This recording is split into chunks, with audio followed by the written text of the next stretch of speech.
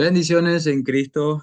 Estamos nuevamente aquí en el Seminario Teológico Marangatú y nuestro lema es escudriñad las Escrituras. Nuestro Señor Jesucristo decía esto a los fariseos: escudriñad las Escrituras, sabiendo que las Escrituras hablan de Él. Él decía esto. Y eso es lo que queremos hacer. Queremos excavar en las riquezas, en las profundidades, la riqueza de la palabra de Dios para conocer mejor al Señor, para amarle más, servirle mejor y también ser canales de bendición para otras personas con el conocimiento que el Señor nos permite alcanzar, es decir, con la iluminación de su Santo Espíritu, que puede llevar no solamente a nuestras mentes a entender esto, pero por sobre todo a aplicarlo y también entrar en un espíritu de, diríamos que de adoración, porque mientras más le conocemos, nos gozamos del Señor y también entramos en lo que se conoce como doxología, es decir, adoración. Adoramos al Señor a medida que vamos conociéndole más y más también. Es una adoración porque el estudio se lo dedicamos también a Él y lo hacemos todo para su gloria, como dice nuestro catecismo menor de Westminster. ¿Cuál es el fin principal del hombre? Y el fin principal del hombre es conocer a Dios y disfrutar de Él para siempre. Entonces queremos conocer más de Dios y disfrutar de Él. Eso es lo que queremos hacer también en esta clase.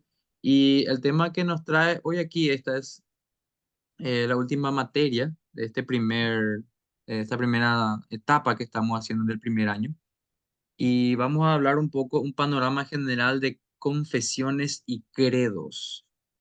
Cuando hablamos de confesiones, no estoy hablando en el sentido católico romano, donde uno se va y se confiesa al país y él desempeña o hace lo que se conoce como la absolución de pecado, para aquellos que tienen un poco de trasfondo romanista o papista.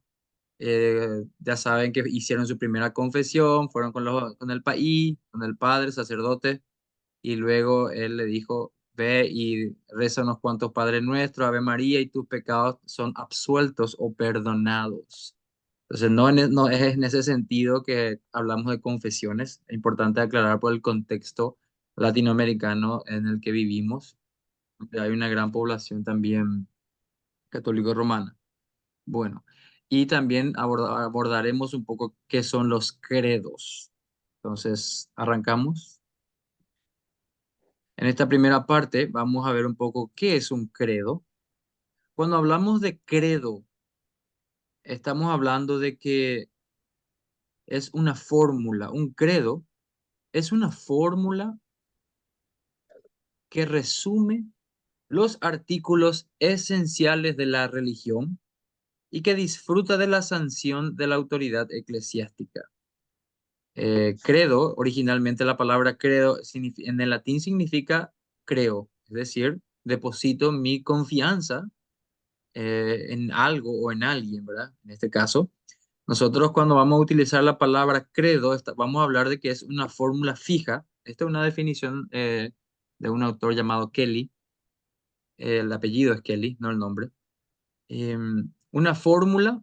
¿Y qué es una fórmula? Una fórmula, evidentemente, en este caso son palabras, frases, oraciones que se utilizan de manera conjunta para traer un resumen de cosas que son evidentemente más amplias, y este resumen se refiere a cosas esenciales, es decir, cosas vitales, importantes, de primera importancia, no secundaria, terciaria ni cuaternaria, sino que de primera importancia, y hablamos entonces en temas de salvación.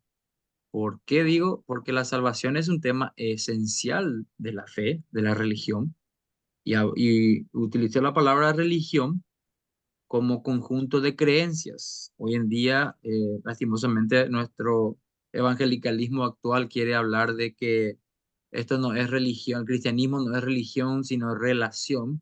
Ese tipo de frases que parecen más frases de horóscopo o de galletitas de la fortuna no corresponde hablar para nosotros los creyentes que ya hemos profundizado más en la palabra, pues el mismo libro de Santiago dice, utiliza la palabra religión, refiriéndose al cristianismo, y dice: y esta es la verdadera religión, dice Santiago, e incluso da detalles, características, el cuidar de los huérfanos y había algo más que se me está pasando ahora. Si alguien quiere agregar, no hay problema. Viudas. Y las viudas, ahí está, muchas gracias. Entonces, la misma palabra de Dios habla de que nuestra fe, nuestra cosmovisión es una religión. Así que siempre es importante aclarar eso.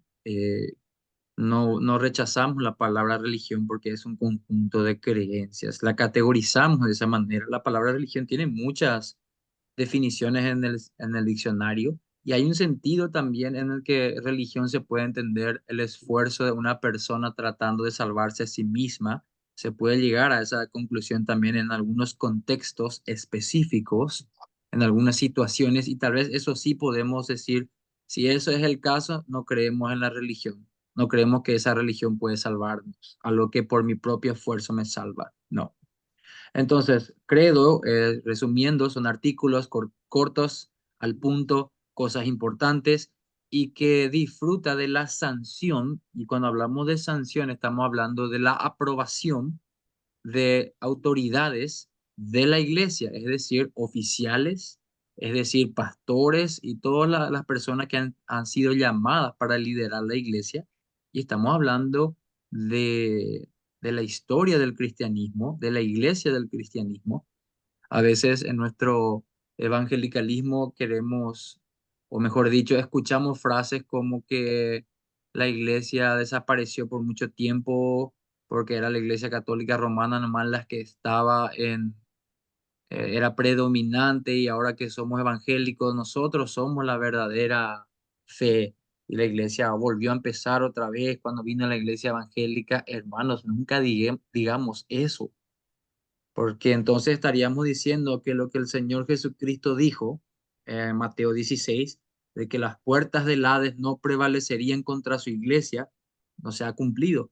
De hecho, que es la forma en que las sectas, aquellas falsas religiones que ostentan el título de ser de restaurar, restauracionistas, que dicen que vienen a restaurar la verdadera fe, de que se perdió, de que ya no teníamos mala autoridad, ahí están los mormones, los testigos de Jehová y muchas otras sectas que se desentienden de la historia del cristianismo y hacen como que vuelva a empezar de cero con ellos. Una característica muy específica de los sectarios.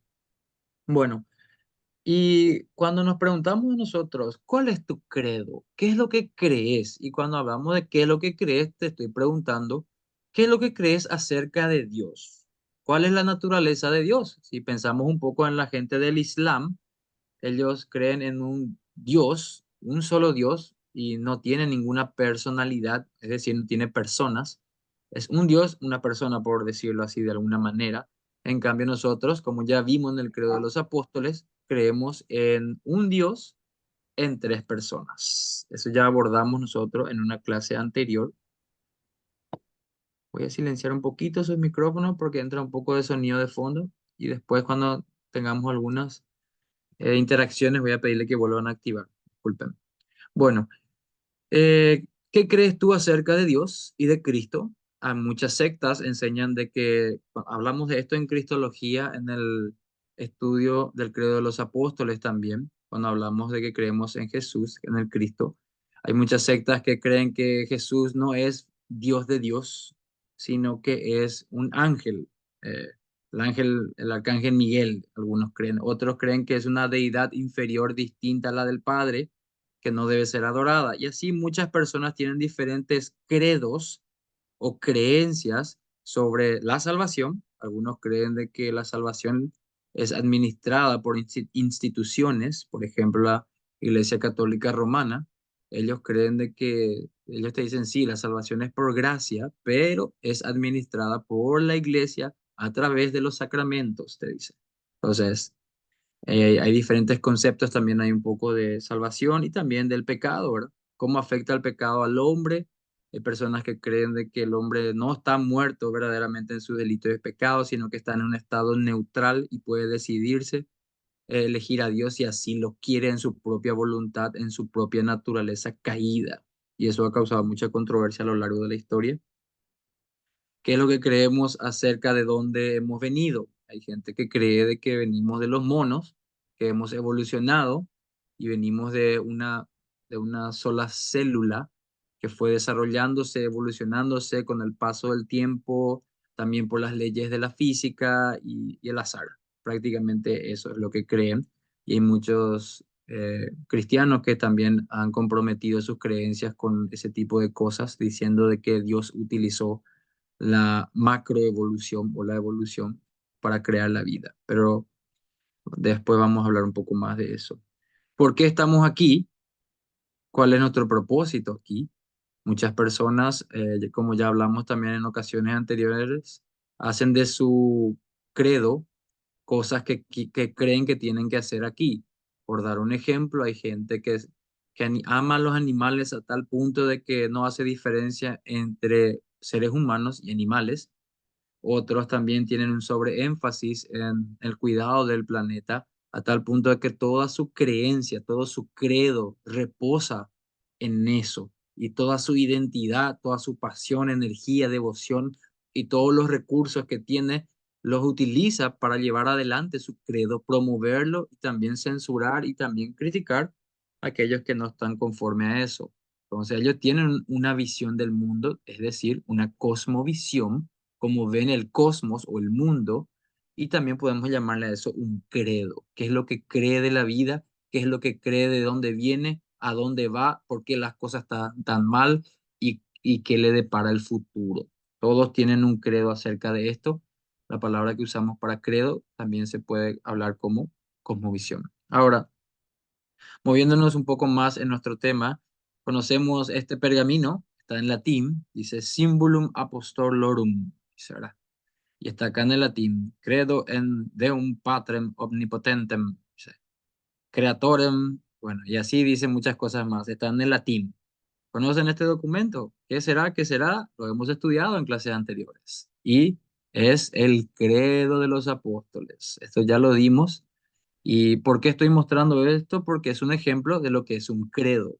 Estamos empezando de lo más básico, que es un credo, y ahora estamos viendo ejemplos de credo, y este es el credo que nos ayuda a nosotros a entender los esenciales. Les recuerdo el significado, perdón, de credo, un resumen que habla de los artículos esenciales, es decir, primarios. Y aquí está el credo de los apóstoles, que ya lo estudiamos. Este credo de los apóstoles eh, se utilizó para que la iglesia empezara a considerar lo que era la verdadera enseñanza cuando empezó a hacerse ese discipulado, dada la escasez de materiales. Ya sabemos de que el papel, los libros, todo como lo tenemos hoy y más digitales también, no estaban disponibles en ese tiempo, así que los credos eran más orales y se resumían de manera a facilitar la memorización también de aquellas verdades esenciales, y también para mostrar enseñanzas erróneas que se estaban diseminando. Por ejemplo, los gnósticos y los montanistas eran grupos de personas que se infiltraron también en el cristianismo y querían enseñar cosas que no correspondían a la fe apostólica. Si quieren abordar un poco más del credo de los apóstoles, tienen en el YouTube, ahí en nuestro canal de CETEM, todas las clases que abordamos este 2024. Este fue el primer módulo. Tuvimos 6 clases y vimos cómo el credo de los apóstoles hablaba de Jesucristo, hablaba del Padre, hablaba del Espíritu Santo, de la iglesia y también de la salvación. Todos los esenciales. Entonces aquí vemos un ejemplo de lo que es un credo.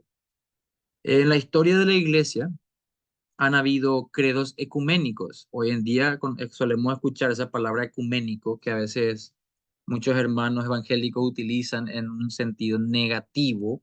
Por ejemplo, cuando, qué sé yo, un evangélico tiene demasiado comunión con una persona del catolicismo romano y le empiezan a criticar, y ya has comprometido tu fe evangélica y ahora ya te mezclaste con los católicos romanos o un ecuménico. Se utiliza en un término eh, despectivo, ofensivo incluso. Pero recordemos que los credos ecuménicos Acá tenemos, por ejemplo, una imagen donde está uno de los primeros credos ecuménicos del Concilio de Nicea, ya vamos a entrar en detalle, y también otro que está ahí, Constantinopolitano. Pero cuando hablamos de un credo ecuménico, nosotros como creyentes de una fe apostólica histórica, ya hablamos también de eso, de que nuestra fe no es solamente lo que yo siento en mi corazón, mis emociones subjetivas, sino que mi fe es objetivamente histórica y también una obra del Espíritu Santo, pero eso no significa de que no tiene arraigo en la historia, es una fe apostólica, eso lo vimos cuando estudiamos el credo de los apóstoles. Y en estos primeros concilios, verdaderamente el énfasis era de que haya una unidad. Y a ver un poco cuáles son los siete primeros concilios. El primero es el de Nicea en el año 325. Después también hubo otro en Constantinopla en el 381, en el concilio de Éfeso 431, en el de Calcedonia 451, todo esto después de Cristo. Luego también tenemos un segundo concilio de Constantinopla, poquito más después, 553, y el último ya sería tercer concilio, en el 680 al 681, y finalmente el segundo concilio de Nicea en el año 787. Bueno, repito, los credos ecuménicos son intentos de los líderes de la iglesia para alcanzar un consenso, para ponerse de acuerdo en qué es la ortodoxia. ¿Qué es la ortodoxia? La sana doctrina, los esenciales más básicos que una persona tiene que creer para estar en la fe apostólica. Entonces, y también para restaurar la paz, como vimos, habían grupos que se infiltraron ya en la iglesia primitiva, como los hay hoy también, las sectas, que quieren ostentar el nombre de cristianos, los mormones, los adventistas, los testigos de Jehová, por creer en Cristo, creen de que ya también representan una colonia del reino de Dios, pero niegan los esenciales como la Trinidad y otras cosas más. Y eso ya vimos en el credo apostólico y eso causa revuelo, eso causa problemas y los credos ecuménicos ayudaron en el tiempo, en medio de la controversia, en medio de los falsos maestros que se infiltraban para hacer proselitismo y ganar popularidad, poder, influencia, dinero y muchas otras cosas más. Estos credos ayudaron a que la paz sea restaurada dentro de la iglesia y se pueda distinguir el trigo de la cizaña, y una cristiandad unificada era el objetivo de estos siete credos ecuménicos. Y un credo ecuménico tiene características como tiene un gran apoyo de la iglesia cristiana. Cuando hablamos de la iglesia cristiana no me refiero solamente a la iglesia evangélica protestante, hablamos ya en un marco más amplio como la iglesia oriental, allá hacia el oriente, la iglesia ortodoxa rusa, griega y demás, la Iglesia Católica Romana también, de ahí que hace rato dije de que la iglesia no desapareció en la historia, no hablemos como sectarios, como las sectas. Así que, y también la iglesia protestante, entre otras más, que también dan su visto bueno a estos siete concilios, o mejor dicho, credos ecuménicos. Aquí tengo un gráfico y lo voy a ir rapidito nada más. Aquí, por ejemplo, en el número uno, ¿cuál fue el concilio de Nicea? Nicea uno. ¿Quién lo convocó? Constantino, año 325. ¿Cuántos líderes aparecieron ahí? 318 líderes. ¿Cuál era la herejía o la doctrina errada que se estaba enseñando que ellos querían corregir, traer a la paz, buscar la unidad? Era el arrianismo. Un líder, un obispo llamado Arrio, estaba enseñando de que Jesús no era divino, de que era un ser creado, no el alfa y el omega, no el de la misma esencia del Padre. Entonces, causó tanto problema en la iglesia de que se convocó una reunión, igual como vemos en Hechos capítulo 15, el tema de los judaizantes, cuando la iglesia, cuando los apóstoles empezaron a enseñar el evangelio, empezaron a haber personas que vinieron del judaísmo y le decían a los gentiles, a los no judíos, les decían, ustedes tienen que circuncidarse primero antes de ser cristianos, antes de ser seguidores del Mesías. Ustedes tienen que pasar por los ritos del Antiguo Testamento, tienen que pasar por la circuncisión. Y eso causó gran problema, tanto así de que hubo un concilio, Hechos capítulo 15, perdón, para quienes quieran y leer un poco ahí cómo se llevó adelante también un concilio donde se estaba corrigiendo la doctrina para que haya paz en las iglesias. Y de ahí salió Pablo, el apóstol Pablo y su colaborador para llevar las buenas nuevas de la decisión que se tomó ahí. De hecho, que ese pasaje es un pasaje pivot para nosotros, los presbiterianos, que creemos que esa es la manera que se debe gobernar. No creemos que iglesias tengan que ser totalmente independientes toda su vida, sino de que tienen que ser iglesias conexionales, que tienen una conexión. Por eso nosotros en Marangatú tenemos Marangatú Fernando, Marangatú Villa Elisa y Marangatú también y Toronó. Y si el Señor también nos permite, hemos de tener también un presbiterio que ya sería una especie de institución que unifica a todas ellas para también la resolución de conflictos, para promover una buena educación teológica, también para la ordenación de pastores conforme a nuestra doctrina, etcétera. De manera que pueda haber paz y unidad también en nuestras filas. Pero eso es manera de comentario nada más. En el punto 2, el siguiente concilio que también buscaba la paz era, perdón, ¿cuál fue el padre de la iglesia que en el primero, el padre de la iglesia que se opuso a Arrio fue San Atanasio? En el 2, en el Constantinopla I, quien lo convocó, un líder, bueno, un Teodosio el Grande, fue en Constantinopla, año 381, de aquí en la segunda línea, a ver si se ve mi mouse ahí, espero que sí. 150 obispos se reunieron ahí. ¿Y cuál era la controversia? Era una controversia de Macedonia. Se estaba enseñando que el Espíritu Santo no era una persona, sino solo un poder de Dios, una fuerza impersonal. De hecho, que los testigos de Jehová hasta ahora creen eso. Los mormones también creen eso y otras sectas más.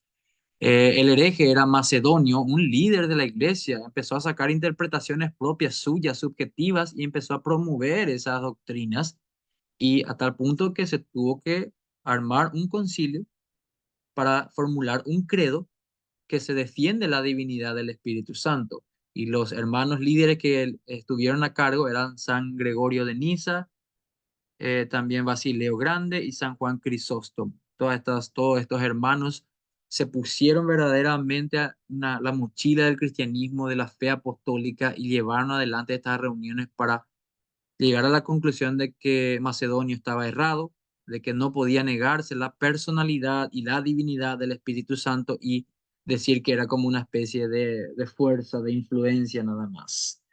El tercer credo fue en Éfeso y aparecieron ahí ¿cuántos obispos? 200 obispos. Y un hereje, se llama hereje, era porque estaba enseñando una doctrina totalmente errada, llamado Nestorio, enseñaba de que había dos personas en Cristo. Nosotros sabemos que en Cristo está la divinidad, pero también solo una persona. Enseñaba muchas cosas más, decía la Virgen María había dado a luz al hombre Jesucristo y no al Logos, es decir, al Verbo de Dios, no a Dios. Entonces estaba hablando de algo muy terrible, pero en este concilio se definió como que el Verbo encarnado de Dios y a María como la Madre de Dios. Y el padre de esta iglesia que estaba a cargo era San Cirilo de Alejandría. Perdón. Número 4, Calcedonia. ¿Qué era lo que se estaba haciendo en Calcedonia? Se reunieron 500 líderes de la iglesia para tratar una doctrina que se llamaba monofisismo, promovida por Eutiquio, otro líder de la iglesia, que se desvió, y enseñaba que en Jesús había solo una naturaleza, que la naturaleza de Dios y la naturaleza del hombre se habían unido, es decir, que había una especie, que había dos naturales, había una mezcla. Entonces, era como decir 50% Dios y 50% hombre, y eso no se puede decir, no se puede utilizar ese lenguaje. Y lo que se formuló en ese momento fue el credo de Calcedonia, donde se definió a Cristo como Dios perfecto y hombre perfecto, es decir, verdaderamente Dios y verdaderamente hombre, en una sola y única persona. Entonces ahí vemos entonces lo que se estaba haciendo con ese credo. Constantinopla II, se reunieron ahí muchos obispos, no tengo aquí el número, en Constantinopla, y también se volvió a tratar el tema de lo que habíamos hablado recientemente y también el tema de Nestorio. Nestorio, los dos últimos que habíamos visto, se volvió a tratar ahí, se volvió a reafirmar la doctrina de la Santísima Trinidad y también de la deidad de Cristo. Y ahí tenemos autores como hermanos como San Máximo Confesor, San Andrés de Creta. Bueno, en Constantinopla 3, ahí tenemos, a ver, 170 obispos, y ahí ya se habló de una herejía llamada monotelismo, que afirma que en Cristo hay solamente una voluntad. ¿Y quién fue esto? Un hombre, un patriarca llamado Sergio de Constantinopla, y como resultado arrojó un credo, el credo de Constantinopla, también donde se afirmó nuevamente la humanidad de Jesús y se insistió en la realidad de su voluntad y acción humana. Bueno, y así sucesivamente tenemos otras controversias también ahí. Y estos son los credos ecuménicos, hermanos, donde podemos verdaderamente ver cómo el Señor levantó a su iglesia para confesar, para reunirse y poner por escrito importantes declaraciones que resumían los esenciales de la fe, corregían el error, traían unidad y paz a la iglesia. Y aquí vemos diferentes hermanos en Oriente, aquí en Oriente Atanasio, Basilio Magno, Gregorio Nacianceno, Juan Crisóstomo, y ya en Occidente Jerónimo, Ambrosio, Agustín y Gregorio Magno, hermanos que se levantaron a hacer credos de la iglesia, lideraron credos en diferentes lugares, Nicea, Constantinopla, Éfeso y Calcedonia, hablando de lo importante de que es preservar la verdadera fe. Se opusieron a errores como el arrianismo, que negaba la divinidad de Jesús, el nestorianismo, que negaba verdaderamente que Cristo, o mejor dicho, que también que María era la madre de Dios, el monofisismo, que negaba la humanidad de Jesús, que decía que era una especie solamente de espíritu y negaba su humanidad. Y estos credos se levantaron en un tiempo donde la iglesia, si no se hubiesen levantado estos hermanos, ¿qué hubiese pasado? Íbamos a estar, íbamos a ser como los testigos de Jehová, arrianos, negando la divinidad de Jesús. No íbamos a estar adorando a Jesús como lo hacemos hoy. Ellos no lo hacen, no le cantan canciones a Jesús, no le adoran, no le oran, nada de eso. Así que vemos como el Señor en su providencia también proveyó a hermanos en otros tiempos para preservar esta fe apostólica. Recordemos nuevamente eso.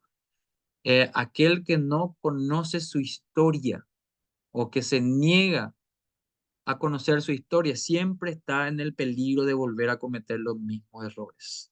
Por eso es importante conocer la historia de nuestro cristianismo, para no cometer los mismos errores, para ver un poco si estamos o no en la fe apostólica. Por eso habíamos dicho que el credo apostólico era nuestro símbolo confesional, nuestro credo apostólico, ¿no? De una fe apostólica. Y ya yendo un poquito más adelante, aquí vemos el credo apostólico, el credo niceno, donde se habla de la divinidad de Jesucristo, y el de Calcedonia sobre un poco de cristología, es decir, sobre Cristo. En esta página Ligonier, que después le voy a pasar, van a encontrar van a encontrar estos credos en detalles y le invito a que lo lean. Ahora, pasando ya de lo que es un credo a qué es una confesión de fe. Habíamos visto que un credo es un resumen corto, breve de los esenciales de la fe, pero ya una confesión es algo más elaborado, es una explicación más amplia que enseña la doctrina confesada de un grupo de cristianos. Estas definiciones no son mías, son de otros hermanos. Y, por ejemplo, confesiones de fe en Inglaterra, los 39 artículos, el catecismo de Heidelberg ya allá hacia los Países Bajos, la confesión belga también de ese lugar y los cánones de Dort también de esa zona de Holanda o Países Bajos, como le conocemos ahora. Son hermanos que se reunieron a confeccionar documentos que explicaban su fe y entraban en más detalles.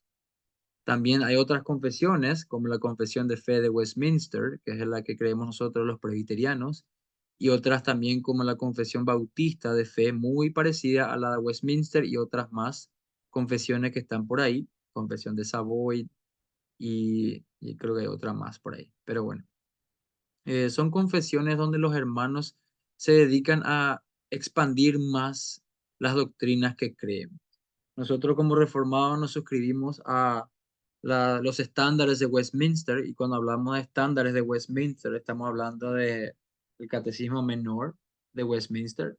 Aquí tengo una copia en mi mano, por ejemplo.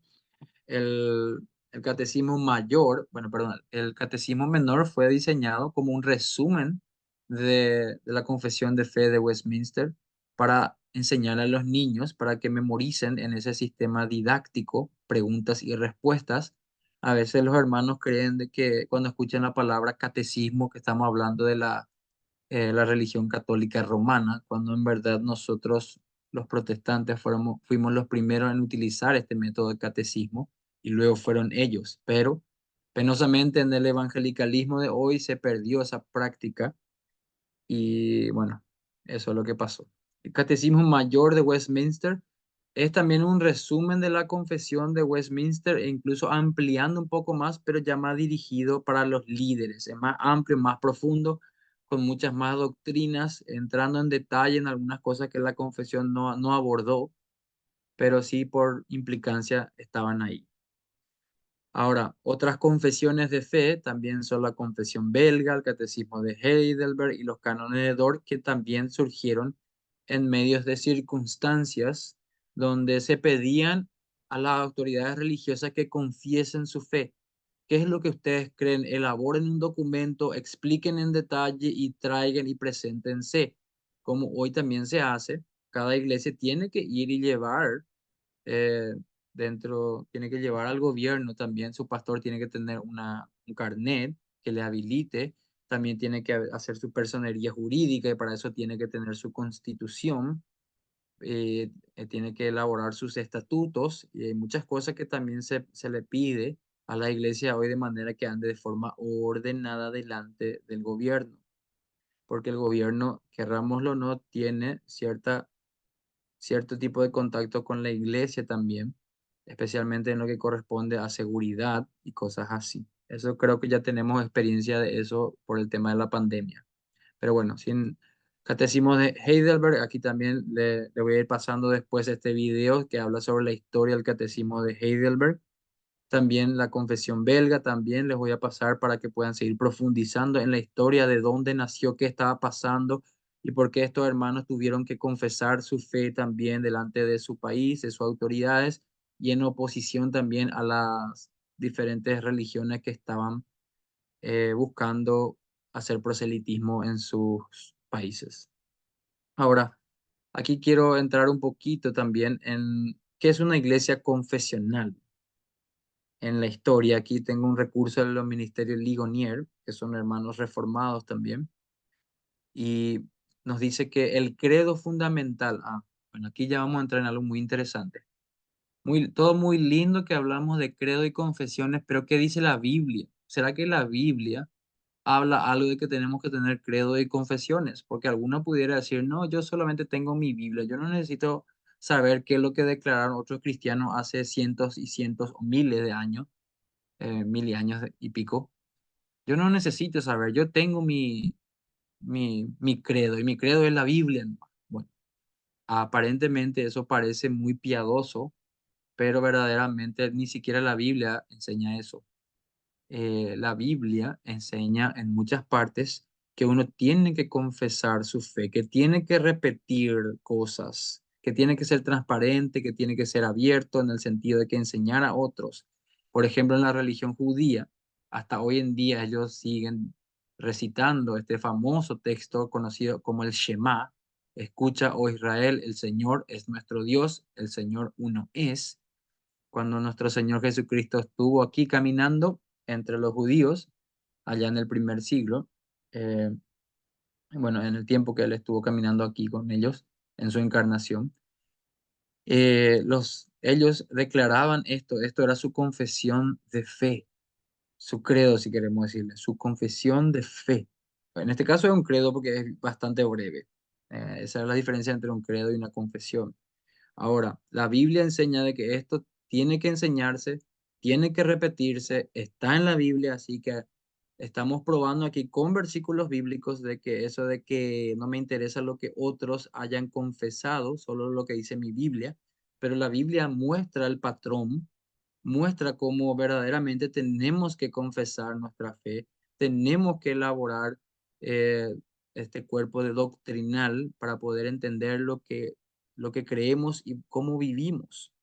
A ver, en Marcos capítulo 12, versículo 29, Jesús también respondió, el más importante, escucha Israel, el Señor nuestro Dios, el Señor uno es. Ahí entonces vemos al Señor Jesucristo citando que el Shema, lo que acabamos de ver recientemente. Así que aquel que me diga, yo no quiero saber de credos y confesiones, solo mi Biblia, les cuento que la Biblia enseña que tenemos que confesar nuestra fe y como el mismo Señor Jesucristo estaba citando un pasaje del Antiguo Testamento que se repetía una y otra vez, un credo para afirmar una doctrina, la doctrina de la unidad de Dios en este caso. Bueno, ¿qué hizo Pablo? ¿Será que Pablo también lo hizo así? Sí, en 1 Corintios 8, capítulo, versículos del 4 al 6, también tenemos esto. Dice, por tanto, en cuanto a comer de lo sacrificado a los ídolos, sabemos que un ídolo nada, no es nada en el mundo y que no hay sino un solo Dios, porque aunque haya algunos llamados dioses, ya sea en el cielo o en la tierra, como por cierto hay muchos dioses y muchos señores, eso fue lo que estaba diciendo también Pablo. Entonces, esto se conoce también como una especie de credo. Se estaba hablando de cosas específicas, se estaban haciendo declaraciones doctrinales que tenían que saber ellos, de que hay de un ídolo nada es, de que hay un solo Dios. Pablo en esta parte dice, no hay sino un solo Dios. ¿Qué está haciendo Pablo? Está citando la Shema, está utilizando el credo de Shema. Entonces Jesús y Pablo lo hicieron. Vemos un poquito más en Éxodo capítulo 34, versículo 6, que nos dice ahí, nos dice, entonces pasó el Señor por delante de él y proclamó, el Señor Dios compasivo y clemente, lento para la ira y abundante en misericordia y verdad, es decir, fidelidad. ¿Qué es lo que estaba pasando en este versículo? Bueno, en el monte Sinaí, Dios se reveló a sí mismo como un Dios que compasivo, clemente, lento para la ira y abundante de misericordia y fidelidad, pero según también algunos eruditos, vemos que esta expresión se fue repitiendo a lo largo de la historia como un credo para el pueblo de Israel en el antiguo pacto. Esto vemos en muchas partes, en los Salmos se vuelve a recitar esto, en otras partes del Pentateuco. Recordemos que el Pentateuco son los primeros 5 libros del Antiguo Testamento, Génesis, Éxodo, Levítico, Números y Deuteronomio. También eh, se cita este versículo de Éxodo 34:6, este capítulo 34, versículo 6. Así que vemos en el Antiguo, en el Nuevo, de que el confesar nuestra fe, el tener un credo, el repetirlo una y otra vez para manifestar lo que creemos sobre diferentes doctrinas es lo bíblico. Así que rechazar lo que otros hermanos han hecho en el tiempo atrás, especialmente credos ecuménicos, como ya vimos recién, donde se levantaron en contra de las herejías, es totalmente incoherente, porque aún la fe que profesamos hoy, que creemos, por ejemplo, en la Trinidad, en la divinidad del Espíritu Santo, lo creemos porque nuestros hermanos hicieron la lucha con sus credos, se levantaron, confesaron su fe, se levantaron contra los herejes y las falsas enseñanzas y crearon credos cortos, breves, esenciales contra las cosas que verdaderamente atentaban a la fe apostólica. Hay también otros en el Nuevo Testamento, como 1 Timoteo 2 y versículo, veamos un poco. El primero, porque hay un solo Dios y también un solo mediador entre Dios y los hombres, Cristo Jesús, hombre. Cortito, cortito, pero nos hace acordar del Shema, hablando otra vez de la naturaleza de Dios y también de la naturaleza, del oficio de mediador de Cristo. Y habla de Cristo Jesús, hombre, es decir, su encarnación. Entonces, en 1 Timoteo 3:16 también hay otro pasaje que se cree verdaderamente que se repetía en la iglesia constantemente para hablar de lo que era la encarnación de nuestro Señor Jesucristo, que dice, indiscutiblemente grande es el misterio de la piedad. Él fue manifestado en la carne, vindicado en el Espíritu, contemplado por ángeles, proclamado entre las naciones creído en el mundo y recibido arriba en gloria. Esto se cree de que muchos hermanos en la iglesia neotestamentaria al principio lo repetían una y otra vez como un credo.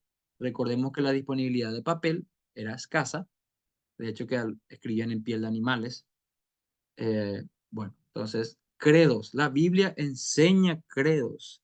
Estas son confesiones escritas muy tempranas, son orales, algunas son escritas, y muchos hermanos estudiosos dicen que son palabras fieles. Pablo, por ejemplo, dice en sus cartas pastoral, palabra fiel es esta. O sea, ahí que tenemos un credo, algo que debe repetirse. Entonces, también se han utilizado de manera litúrgica, es decir, para parte de la liturgia en el culto. Nosotros también en la iglesia donde asistimos, Marangatú, tenemos el credo apostólico como parte de la liturgia en la Santa Cena ahora de forma mensual, pero antes lo hacíamos todos los días, los domingos, Día del Señor. Se usa de forma litúrgica también. Ok. Hasta aquí entonces hemos visto que credos y confesiones no solamente se han practicado a lo largo de la historia, de que son útiles, sino que también la Biblia lo enseña. Y ahora vamos a ver un poco a través de este hermano, voy a pasar, ahí dejo el enlace del video también para que ustedes puedan ver cómo este hermano que escribió este libro que tengo aquí, que se llama El Imperativo Confesional, es un libro donde se explica por qué tenemos que tener confesiones de fe, por qué tenemos que tener credos. De hecho, que las confesiones de fe, por lo general, no niegan los credos, los 7 credos ecuménicos que ya vimos, que hablan de la deidad de Cristo, de la del Espíritu Santo, y las confesiones siempre contemplan, siempre incluyen esos credos ecuménicos que ya vimos. Ok, ¿qué es lo que dice este hermano en este video? Muy interesante que le voy a mostrar. Bueno, lo primero que vemos, a ver cuál era el título, 10 razones para el uso de credos y confesiones de fe. Razón número 1, ¿por qué tenemos que tener una confesión de fe? Bueno, la razón número 1 es que todos tenemos una confesión de fe. ¿Cómo? Sí, algunos la tienen de manera escrita, otras no. Otros ni siquiera saben que tienen una confesión de fe, pero cuando vos empezás a hacerles preguntas, ¿qué crees vos de Jesús? ¿Vos crees que Él es Dios? ¿Qué crees vos del Espíritu Santo? Y cuando empieza a responderte, te das cuenta de que tiene una confesión de fe. No la tiene por escrito tal vez. Nunca lo pensó tal vez antes leyendo su Biblia. Hay gente que solo leyó su Biblia toda su vida y quieren decir cosas como, no, yo no quiero palabra de hombre, solo quiero la Biblia. Dame la Biblia. Pero ¿qué pasa? Empiezan a leer su Biblia, sacan sus interpretaciones y tienen una confesión de fe tácita, es decir, no está escrita, no está consensuada con otros hermanos líderes, pero ya tienen sus confesiones de fe. Todas las iglesias, lo quieran o no, no pueden escaparse de que tienen una confesión de fe. Creen algo sobre Jesús, sobre el Padre, sobre el Hijo, sobre la iglesia y muchas más, sobre el bautismo, la Santa Cena. Lo quieran o no, lo pongan por escrito o no, tienen una confesión de fe. Algunos tienen en su página web una parte donde dice esto creemos y son cortitos, no son detallados, son más un credo que una confesión de fe, son bien resumidos. Y cuando vos te acercás y le hablas, podemos, especialmente con el pastor de esa iglesia o los pastores, preferentemente, eh, te da la pauta de que sí tienen algo más extenso, más explicado, sí tienen una confesión de fe. No solamente un credo que ponen en su página web, sino también una confesión de fe. Así que el uso de confesiones, ¿por qué es necesario? Bueno, es inevitable tener una. Número 2, no existe sana doctrina sin confesiones de fe. Cuando hablamos de hermanos que diciendo, ¿dónde vos te vas a la iglesia? Yo me voy a una iglesia, en tal iglesia, pero y ahí veo, se enseña la sana doctrina. Sí, hermano, ahí es sana doctrina pura, hermano. Nada del mundo, nada del diablo, la Biblia, hermano, ahí se enseña la Biblia. Dice. Bueno, todo bien. Pero como ya vimos recién en el punto 1, todos tenemos una confesión de fe. Y si no tenemos confesión de fe, ¿cuál es el problema? El problema es de que estás al borde del abismo. ¿Por qué? Porque ¿Quién determina qué es sana doctrina? Si vos te vas a una iglesia y te dicen, vos preguntas, ¿cuál es la confesión de fe? ¿Qué ustedes creen acá? ¿Tienen algún documento público, tal vez histórico? No, no, no, acá nosotros más nos reunimos y sacamos conclusiones, pero no necesitamos escribir todo eso, total, el Señor conoce nuestros corazones. Si ese tipo de cosas te dicen, eso no es un movimiento piadoso, eso se conoce como pietista, no piadoso, donde hay una especie de espiritualidad, superstición nada más, un celo sin contenido bíblico. Pura emoción, pura pasión, entre comillas, avivamiento, fuego, pero no hay un contenido fuerte, sólido. Entonces, te vas ahí, no hay confesión de fe. ¿Verdaderamente podemos decir que tiene sana doctrina? Porque vos te vas y empezás a hablar que vos crees algo y te dice el pastor, no, no, no, no, acá no creemos eso, amigo. Da enseñar tu cosa a otro lado. Ahí nos damos cuenta de que había sido. La sana doctrina era solamente lo que el pastor creía. Y lo que no están de acuerdo, rajen de acá. Ahí vemos otra vez que al no tener un documento escrito, estamos a merced de lo que el pastor crea, es decir, la iglesia se deja llevar o se va por donde el pastor se persuade. Si hoy decide hacer algo nuevo, lo hace, nadie le puede cuestionar nada. ¿Por qué? Porque no hay ningún documento escrito. Él puede decir que es de sana doctrina y va a estar en su razón, porque es sana doctrina según él. ¿Cómo lo mantenemos a raya? ¿Cómo sabemos que es sano lo que enseña si él mismo se ha alejado de la fe apostólica? No quiere saber nada del credo de los apóstoles. Dice, no, eso es de católico romano. No entiende lo que es el credo apostólico. Él elige lo que quiere creer y lo que quieran seguirle, vayan con él en su buque. Bueno, ¿por qué es importante también el uso de credos? Porque nos ayuda a determinar la herejía. La herejía es un error grave en contra de los esenciales de la fe y la falsa doctrina. Si vos no tenés una confesión de fe, estás a merced de caer en cualquier tipo de herejía. A lo mejor vos podés ser un poco sano en este tiempo, pero si vos no escribís tu confesión de fe, o si vos no tenés una confesión de fe histórica, te exponés de que vos, pastor, líderes, en la siguiente generación ellos cambien totalmente lo que vos creías y toda la congregación detrás de ellos. ¿Por qué? Porque se van guiando por lo que una persona cree que es sana doctrina. Le ha pasado a muchas iglesias pentecostales, por ejemplo, que eh, llegó un nuevo hermano y el hermano trajo la doctrina del apóstol de tal parte y como no tenían luego una confesión de fe o decían tener pero nunca la usaron, en la iglesia pentecostal, por ejemplo, tienen los 16 artículos de la fe de la iglesia del concilio de la asamblea, pero muchas iglesias pentecostales se suscribían a eso, pero no la conocían, no la practicaban. Y cuando vino una persona más carismática, con señales, prodigios y milagros, entre comillas, ¿qué pasó? Y se llamó apóstol, y venía y traía la unción apostólica de no sé quién, y al final su iglesia, que era antes pentecostal de de la Asamblea de Dios, se volvió que una iglesia apostólica del apóstol fulano de tal, del nuevo movimiento apostólico. ¿Por qué? ¿Por qué hubo ese cambio? Porque no tenía una confesión de fe o no se apegaban a su confesión de fe y se dejaron llevar. No pudieron determinar de que era una falsa doctrina, de que ya no existe apóstoles hoy, y empezaron a incurrir en herejías terribles como el Evangelio de la Prosperidad, entre comillas, donde te vas a impactar por tu bendición, etcétera. Bueno, sin entrar en muchos detalles ahí. Número cuatro, ¿por qué es útil tener una confesión de fe? ¿Por qué debemos utilizarla? Ya hablamos de que no podemos escapar de ella, ya hablamos también de que quien determina lo que es sana doctrina, no puedo tener sana doctrina sin confesión de fe, nos ayuda a ver el error y la herejía, pero también son una ayuda para la interpretación de las escrituras sagradas. Cuando tenemos confesiones de fe, vemos que el Señor en su providencia y bondad ha levantado maestros a lo largo de la historia, estos maestros que vimos hace rato, hermanos, que se levantaron en los siete credos ecuménicos para defender a la iglesia de errores interpretativos, de herejía que se empezaban a propagar.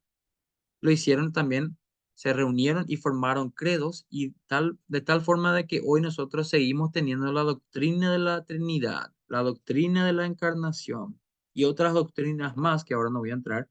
¿Por qué? Porque tenían confesiones, credos y confesiones. A veces hay hermanos que quieren ser, diríamos que a veces quieren decir cosas como, no, no, no, yo no necesito declaraciones de hombre. Yo a mí el Espíritu Santo me revela. Yo tengo poder del Espíritu Santo. El mismo Espíritu Santo que estaba con el apóstol está conmigo.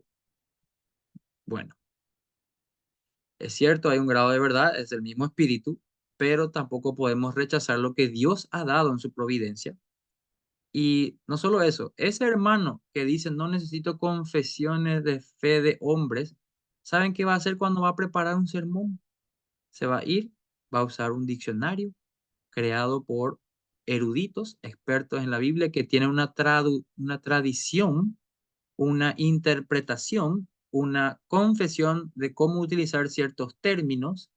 Va a ir a leer comentarios bíblicos también de su denominación, de gente que él confía, o sermones que ha escuchado, y al final termina cayendo otra vez en eso.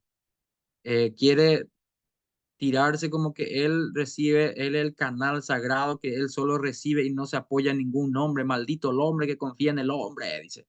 Wow. No se da cuenta de que aún la versión de la Biblia que está leyendo viene de diferentes tipos de traducciones, de diferentes escuelas de interpretación, de confesiones diferentes, incluso algunas interpretaciones tienen cierta tendencia más denominacional, pudiéramos decir. Pero bueno, es un error caer en ese tipo de cosas. Las confesiones de fe te ayudan a no caer en herejías, a no caer en errores graves. Pasó aquí en Paraguay, por ejemplo. Un pastor muy popular aquí en Paraguay, no voy a decir el nombre aquí en la grabación, pero empezó a enseñar. Él no creía, en su confesión de fe no tenía, estaba negando la doctrina de la Trinidad, pero cuando empezó a especular y a dar a su imaginación, a su licencia y a no consultar las fuentes históricas, credos y confesiones, terminó enseñando cosas como el modalismo, una herejía antitrinitaria, donde dice de que Dios es solamente como tres formas, como sólido, líquido y gaseoso, el H2O, el agua, o como un hombre que puede ser un padre, un esposo y un hijo, ¿verdad? Y ese tipo de cosas para explicar la Trinidad son herejías. Y terminó cayendo en cosas así. ¿Por qué? Porque se desentendió de la historia de los credos, especialmente los credos ecuménicos, que ya vimos los 7, y también de las confesiones de fe. Entonces, quiso reinventar la rueda por sí mismo y se le terminó metiendo un palo dentro de los rayos de la rueda y cayó estrepitosamente. Número 5. ¿Por qué debemos usar credos y confesiones? Porque es un examen a nuestra teología. No podemos ser tan arrogantes y decir, no, solamente yo tengo la teología más pura, más sana, no necesito la confesión. Si el Señor decidió preservar su iglesia a través de maestros, ¿por qué yo no voy a utilizar confesiones de fe? A ver un poco si lo que yo creo está de acuerdo un poco con lo que la mayoría del cristianismo ha creído por más de 2000 años. Es arrogante pensar de que yo tengo la novedad teológica, la sana doctrina novedosa que nadie tiene. Así hablan las sectas. ¿Por qué también es importante el credo y confesiones? Porque afirmamos en el principio, creer en el principio protestante de sola escritura. Nosotros evangélicos creemos también de que en la época de la Reforma Protestante, 1517 en adelante, Martín Lutero y los demás, Calvino y demás, eh, confesaron esto, la sola escritura. Pero hoy hay hermanos que dicen, no, no, no, yo no necesito confesiones de fe ni credo, para mí es sola escritura, solo la Biblia. Utiliza una frase que fue elaborada y promovida en un tiempo por hermanos confesionales y hermanos que creían en credos. Es decir, si se ve la ironía, ¿verdad? Utiliza frases que se dieron en un contexto de credos y confesiones donde los reformadores estaban luchando contra la Iglesia Católica Romana y empezaban a luchar por diferentes cosas y nacieron estas cosas. Los reformadores dijeron, no, solo la escritura, no es la tradición católica romana, el magisterio y la Biblia. Solo la escritura determina lo que debemos creer en ese aspecto. Pero bueno, ese tema para otro día. ¿Por qué debemos creer en credos y en confesiones? Para la limitación del poder eclesiástico. Si no tenemos una confesión de fe, el pastor, los líderes, los, quienes sea que esté a cargo, van a hacer lo que quieren, van a inventar las cosas que quieren, te van a hablar de pacto, vení, pacta acá, vení, entregar tu auto, tu casa. No hay forma de detenerles. ¿Por qué? Porque no hay una confesión de fe histórica. No hay algo que haya sido probado ya en el tiempo, que haya pasado por muchas iglesias y haya mostrado su validez. Los credos y confesiones tienen eso a su favor. Número 8. Para tener límites, digo bien, denominacionales claros. Supongamos que querés irte de viaje a Brasil. Bueno, voy a ir a Brasil, pero cae también un domingo donde voy a ir a congregarme ese día. Tengo la convicción de que por más de que esté en vacaciones, quiero congregarme un par de horas en la iglesia. Voy. ¿Y dónde me voy a ir? Y miro y la iglesia tiene denominaciones. Y esas denominaciones surgen de confesiones hechas por hermanos que determinaron lo que van a creer sobre diferentes cosas. Y eso nos ayuda también a distinguirnos los unos de los otros. Yo no quisiera ir a mis vacaciones y terminar cayendo en una iglesia hereje, apóstata, que empieza a manipular a la gente, a robarle a la gente, a abusar de la gente y muchas cosas más. Al ver esa denominación, ya me doy cuenta de que profesa una confesión de fe, ya sea bautista, presbiteriana, pentecostal, etcétera. Número 9, porque el énfasis está en servir a la iglesia en lugar de que la iglesia sirva a mi ministerio. Hay veces que hermanos dicen, ¿para qué yo necesito saber cosas antiguas? A mí, ¿de qué me va a servir a mí? Ese es mi ministerio. Esa es la pregunta equivocada, porque no es que se te va a servir a vos, sino que vos tenés que servir a tu iglesia. Y para que vos sirva mejor en el ministerio, en la iglesia, tenés que saber qué es lo que cree tu iglesia, la fe apostólica de tu iglesia, cuáles son sus doctrinas esenciales, resumidas en un credo, y también confesiones que explican mayormente, en más detalle, lo que creen. De esa manera vas a ser fiel al ministerio, de esa manera no vas a ir a alborotar con doctrinas erradas o heréticas. No se trata de tu ministerio, se trata de lo que podés hacer vos por tu iglesia. Y tenés que estar anclado en confesiones y credos. Y número 10, porque la Biblia lo manda. Ya vimos los pasajes bíblicos de que la sana doctrina viene a través de confesiones de fe, es decir, de confesar nuestra fe como el Shema, Jehová uno es, y también sobre la encarnación que vimos en 1 Timoteo 3:6. Eso nos lleva a la sana doctrina, a la sana adoración, a una correcta interpretación, especialmente para los sermones y también la aplicación. Los consejos que da el pastor desde el púlpito también vienen de una forma práctica. El pastor, por ejemplo, que tenemos nosotros, conoce los credos y confesiones y cuando da recomendaciones prácticas, después de haber enseñado la doctrina, que no contradice nada de lo que dice nuestra confesión de fe de Westminster, ni tampoco los credos ecuménicos, ya puede dar una aplicación correcta. Así que eso es muy importante también para la aplicación, la vida diaria de los creyentes. A ver un poco cómo estoy de tiempo. Voy a ir pasando después en el grupo estos videos donde yo quiero que vayan mirando un poco ustedes, hermanos, que hablan de por qué las confesiones de fe son vitales, importantísimas para la iglesia. Y vamos a ver varios. Por ejemplo, aquí tenemos uno que habla del biblicismo versus el confesionalismo. Biblicismo es aquella doctrina que dice, no quiero yo ninguna doctrina que no esté de manera explícita en la Biblia. Si no está de manera explícita, no quiero. No quiero yo algo que tenga que deducir, interpretar. Quiero que diga claro y fuerte ahí, escrito, como no matarás, no robarás. Y cuando llegamos a ese tipo de conclusiones vamos a tener muchos problemas, porque la Biblia no dice, por ejemplo, no usa la palabra Trinidad. La Biblia no dice explícitamente darle la Santa Cena a las hermanas. Vamos a tener problemas. Eso se llama biblicismo, cuando queremos usar la Biblia de una manera radical, pero mal también. Vamos a ver también por qué este video que le voy a pasar también, porque le voy a pasar yo el PDF y cuando ustedes entren al PDF van a tener acceso, van a poder darle doble clic en estos videos y le va a llevar directo a los videos, cortito, 2, 3 minutos, y van a ver por qué es importante que los pastores, los que predican, tengan también en consideración lo que se ha enseñado en la historia, no solamente que dicen los diccionarios, otros pastores o comentaristas, teólogos, ¿Qué ha creído la iglesia por tantos años? Eso también tiene una importancia.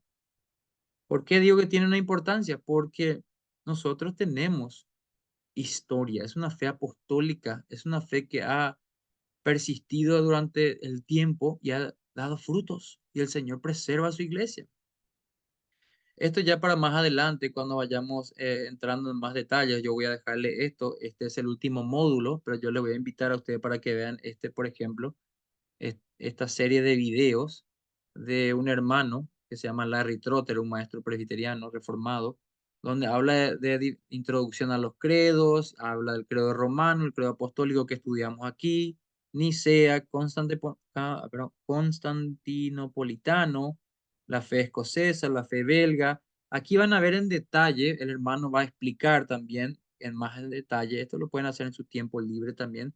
¿Para qué? Para ir conociendo cómo el Señor fue preservando la doctrina en su iglesia y cómo otros hermanos han confesado también su fe por escrito, porque han entendido que credos y confesiones son importantes.